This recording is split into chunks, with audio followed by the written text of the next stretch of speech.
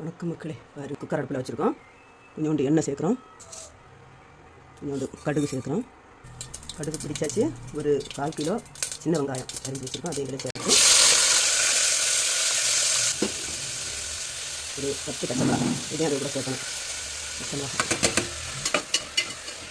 அதில் கிண்டி வேக விட்டு ஒரு பெரிய சைஸில் 2 தக்காளி அரிஞ்சு வச்சுருக்கோம், அதையும் இது கூட சேர்க்கணும்.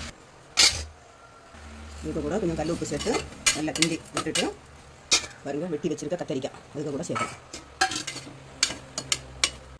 இது நல்லா கிண்டி விட்டுட்டு இதில் கொஞ்சோண்டு தண்ணி சேர்த்து இதை ஒரு 3 விசில் வர அளவுக்கு வேக வைக்கணும்.